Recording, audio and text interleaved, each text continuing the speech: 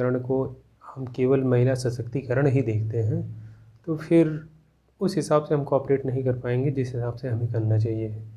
क्योंकि जब हम किसी चीज़ को लेके केवल ये सोचते हैं कि बस ये उनके लिए है, उसका क्या असर लोगों पे पड़ेगा, हम पे पड़ेगा, इस बारे में नहीं सोचते, तो हम उसके लिए उतना अच्छा नहीं कर सकते जितना हमें करना चाहिए। जहाँ तक पिछले 10-12 साल से मुझसे जो हो सका मैंने किया ही है या फिर करने की कोशिश की है।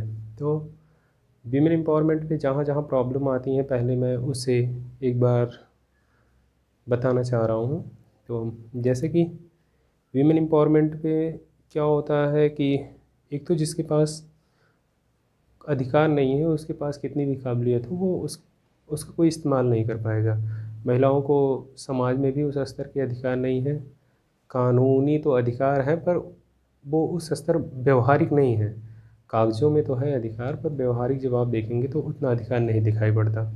प्रॉपर्टी में वो भी सरकार ने अधिकार दे रखा है, पर वो मिलना अब भी उतना आसान नहीं, या फिर उसको लेके जितने इश्यूज़ खड़े होते हैं वो ईज़ी नहीं है कि महिला को प्रॉपर्टी मिल जाए और वो उसका उतना आसानी से इस्तेमाल कर सके। तो प्रॉपर्टी को लेकर भी यही प्रॉब्लम है। तो अब बात आती है कि प्रॉपर्टी नहीं मिल रही है, सोसाइटी कोऑपरेट नहीं कर रही है, यहाँ तक कि महिलाओं को भी नहीं कोऑपरेट करती।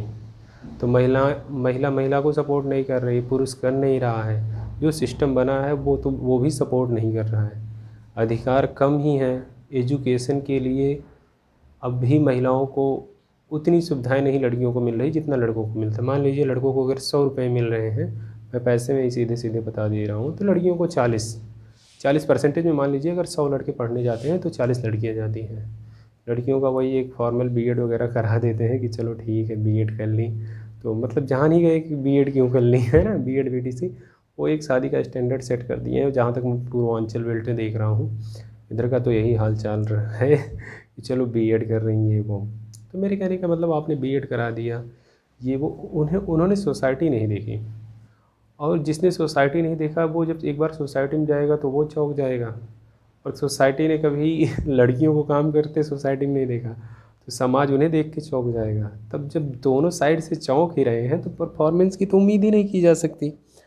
तो ऐसी स्थिति में क्या होता है कि और तो ठीक है, तो ये सारी प्रॉब्लम है। तो मैं यहाँ पर खुद किस हद तक क्या कर पाया, तो वो मैं सोच रहा हूँ कि बता दूँ। जैसे कि क्या होता है, मैं 2013 से बाहर रह रहा हूँ, तो 13 के बाद जब कंपटीशन में गया तो स्पोकन वगैरह की क्लासेस भी की कुछ, तो उसमें मैं देखा तो लड़कियां ज़्यादा शौकीन होती हैं शायद, और लड़कियों की वजह से लड़के भी शौकीन हो जाते हैं। तो वो स्पोकन का क्लास 6 महीने में वो बताते हैं एक्सपर्ट हो जाएंगे, आप बोलना बहुत अच्छे सीख जाएंगे 3 महीने या 6 महीने मैक्सिमम। पर कुछ लड़कों को मैंने देखा जो 1-1 साल से लगातार क्लास कर रहे हैं। वो कहते हैं भाई बहुत अच्छा लगता है। अच्छा, तो उन्हें अच्छा लगता है तो उसका उनका कोई उद्देश्य है जो उन्हें अच्छा लगता है वहाँ पे। तो मैं 1 महीने गया था, तो मेरा एक्सपीरियंस ये हुआ कि नहीं, प्रैक्टिस मायने रखती है। तो वहाँ मेरे कहने का मतलब है कि मैं इसलिए कह रहा हूँ स्पोकन क्लासेस लड़कियाँ ज़्यादा अटेंड करती हैं, क्योंकि लड़कियों को एडवांस बनना, मेरे कहने का मतलब कि कुछ अच्छा, जैसे इंग्लिश को भी बहुत हाई मतलब ज़्यादा अप्रिसिएट करते हैं लोग कि भाई बहुत ज़्यादा प्रशंसा करते हैं कि इंग्लिश आ रही है तो ये है वो है। तो इसलिए मैं कह रहा हूँ कि तो लड़कियाँ इससे ज़्यादा सीखने भी जाती हैं, तो उसमें कोई सोच नहीं है। इंग्लिश सीखिए पर इंग्लिशों वाला काम मत कीजिए, है ना। तो अंग्रेज़ वेल डिसिप्लिन थे, हमेशा कैलकुलेटिव रहते थे वो। तो ये तो चीज़ हमारे देश में नीड तो खूब आ रही है, सब काम एक ना करना है। मैं जिस भाई के कमरे पे अभी बैठा हूँ, तो भाई ने आते ही मुझसे हाथ जोड़ लिया कि भैया बहुत गंदा है कमरा, बुरा मत मानिएगा। मैं कहा चलो ठीक है, भाई बंधुओं का प्रेम है तो गंदा क्या क्या साफ सब चलता है। तो यही कह के मैं कहा चलो ठीक है। तो वहाँ से फिर क्लासेस लिया। तो बहुत सारे इश्यूज़ होते हैं, ऐसा नहीं है कि एक लड़के हो तो हर चीज़ बहुत अच्छी ही दिखती है। माना कि सुविधाएं ज़्यादा मिलती हैं, पर सुविधाओं से जो प्रॉब्लम क्रिएट होती है वो वही जान सकता है जो सुविधा पाया है। तो मुझे तो लग रहा था कि सुविधाएं कम मिले वो ज़्यादा अच्छी चीज़ है, और इसीलिए अब भी मैं सुविधाएं कम ही अपने लिए रखता हूँ। क्योंकि ज़्यादा सुविधाओं से परफॉर्मेंस बेटर भले ना हो, पर आप में गुण भले ना उत्पन्न हो, अवगुण जरूर आ जाएंगे। तो इसलिए मैं हमेशा सुविधाएं कम ही रखता था, लिमिटेड चीज़ें रखो, जिससे आपको चूज़ ना करना पड़े कि जूते ये पहनूंगा, शर्ट ये, मतलब आपका जो कंसर्न हो, मतलब आपका ध्यान उन्हीं चीज़ों पे होना चाहिए। उसके बाद तो वहाँ पे कानपुर जैसा आधुनिक शहर था, तो फिर ज़्यादा कुछ कहने को था नहीं। एक ही साल में मैं कानपुर से हाथ जोड़ लिया। हाथ जोड़ने के बाद फिर मैं कहा, पिताजी से बोला कि मैं चाहूँगा इलाहाबाद। इलाहाबाद अपने आप में अब भी बहुत ही अच्छा शहर है, मुझे नहीं लगता उसकी तुलना किसी और नगर या महानगर कहीं से की जा सकती है। इलाहाबाद जो प्रयागराज हो चुका है इस समय, जो सही नाम है और होना भी चाहिए। तो वहाँ पे गया, वहाँ पे एक अलग ही कल्चर, एक अलग ही लोग एक दूसरे को रिस्पेक्ट करते हैं, और वहाँ के लड़के लड़कियों का भी एक अलग ही टेम्परामेंट होता है जो कि काबिल तारीफ़ है। तो यहाँ जब गांव में पढ़ाई किया था तो वहाँ बोलने का उतना मौका रहता नहीं था कि लड़कियों को कोई जान सके, तो जान क्या सके, ऐसा माहौल था कि लड़की और लड़कों के बीच में मुझे तो लगता था 10 फीट की दीवार खड़ी कर दें तो कोई बात नहीं, मतलब एकदम डिस्टेंस मेंटेन रखनी थी। तो डिस्टेंस मेंटेन रखने के भी अपने फ़ायदे हैं और नुकसान भी हैं, क्योंकि जिसे चीज़ों की नॉलेज नहीं है या फिर अच्छे से गाइड नहीं किया गया है, उसे उसके लिए तो यही बेटर है कि वो डिस्टेंस मेंटेन रखें, क्योंकि काबिल लोग या तो काबिलियत नहीं है तो आपको कोई अच्छा गाइड करने वाला हो, तभी डिस्टेंस कम की जा सकती है, नहीं तो डिस्टेंस कम करना ठीक नहीं है। तो गांव में उस हिसाब से डिस्टेंस रखना मुझे लगता है कुछ हद तक बेहतर है। तो गया यूनिवर्सिटी में, तो वहाँ इलाहाबाद में गया, तो यूनिवर्सिटी में एडमिशन लेने के हिसाब से मौका लगा बातचीत करने का। तो मैं कहा, हालांकि मैं पहले से भी चीज़ों को जानने में, अपने हिसाब से जानने में ज़्यादा शौकीन था, और कॉपरेट भी मैं अच्छा खासा करता था। ऐसा नहीं है कि मैं किसी लड़की या किसी लड़के को कॉपरेट ना करूं। अब वो नेचुरल है कि एक लड़की की तुलना में आप एक लड़के को उतना कॉपरेट नहीं कर पाते। मतलब मैं लड़कों का ही बात नहीं कर रहा हूँ, लड़कियों का भी बता रहा हूँ कि आप अपने अपोज़िट को, अगर वो उस काबिल है तो आप ज़्यादा कॉपरेट कर जाते हैं, आपको एहसास भी नहीं होता। मेरी तरह जब बहुत ध्यान से सोचेंगे कि नहीं नहीं मैंने क्या किया, तो आपको लगेगा हाँ सच में मैंने ज़्यादा एफ़र्ट दिया था उस समय, मैंने ज़्यादा एफ़र्ट दिया था। तो अच्छा एफ़र्ट देना भी गलत नहीं है, क्योंकि आप अच्छे काम के लिए अगर किसी को सपोर्ट करते हैं तो उसमें कोई ऐसी बात नहीं है कि आप परेशान हो या कोई और परेशान हो। तो मैंने भी जो हो सका अपने हिसाब से, जैसे जो फ़ाइल मेरी नहीं तैयार थी, एक लड़की की वजह से मैंने उसे तैयार कर ली कि मुझे इनका फ़ाइल तैयार करवाना है। तो इस हिसाब का जज़्बा था मेरा कि भाई हम पढ़ें या ना पढ़ें पर आपके लिए ज़रूर पढ़ लेंगे।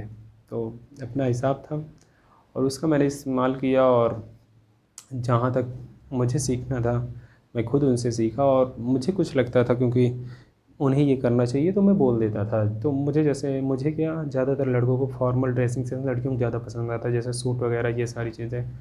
तो फिर मैं कभी कभार जैसे पूछ ही लिया कि क्या बात है आप लोगों को ऐसे ड्रेस में क्या प्रॉब्लम होती है, सूट ये फलाना ढमाका।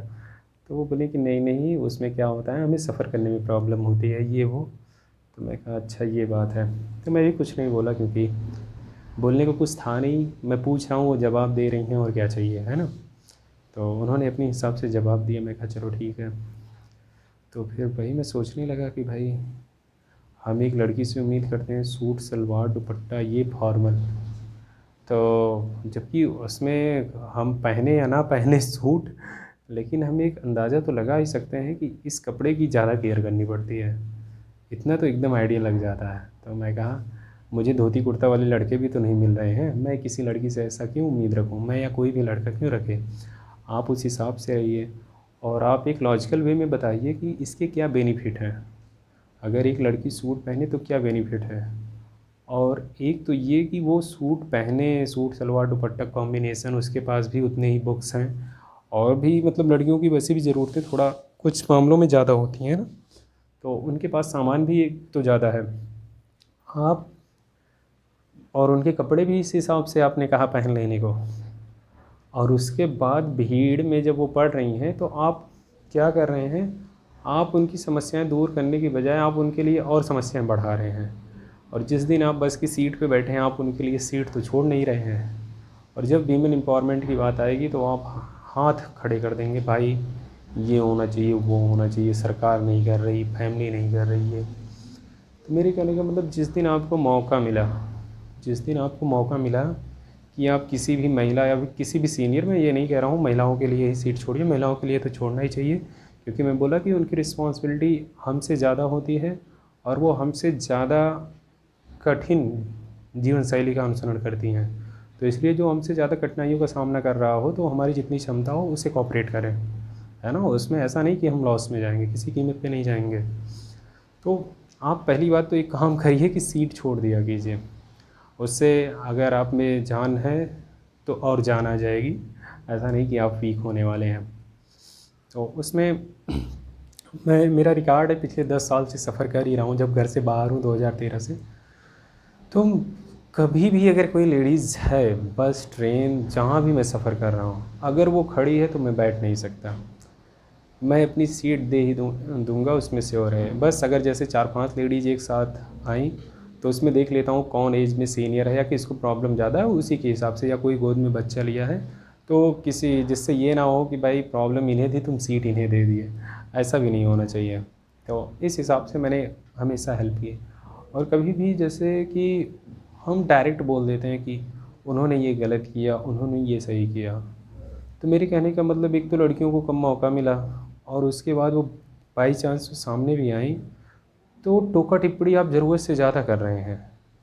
जबकि जिसे कम मौके मिलते हैं वो हमेशा अपना बेस्ट देने का एफ़र्ट देता है कि भाई मैं बेस्ट दूँ अपना।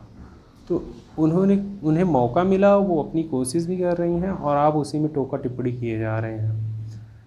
और टोका टिप्पणी आप यहाँ किसी लड़की के साथ कर रहे हैं। तो मेरे कहने का मतलब, दुनिया में अगर आप इस रूल को फॉलो कर रहे हैं तो और भी लड़के तो ऐसे ही रहेंगे। तो आप फिर खुद क्यों ऐसी उम्मीद करते हैं कि आपकी फैमिली की जो लेडीज़ होंगी उन्हें सीट मिल जाए, उनसे वेल बिहेव्ड लड़के मिले? कैसे मिलेंगे? लड़के हैं तो आप भी हैं। तो कहने का मतलब है, आप उतनी कोशिश कीजिए जितनी की जा सके। तो अगर आप लड़कियों से फॉर्मल ड्रेसिंग सेंस की उम्मीद करते हैं, तो खुद भी ज़्यादा नहीं, कुर्ता धोती ना पहनिए तो कुर्ता तो पहनिए ही।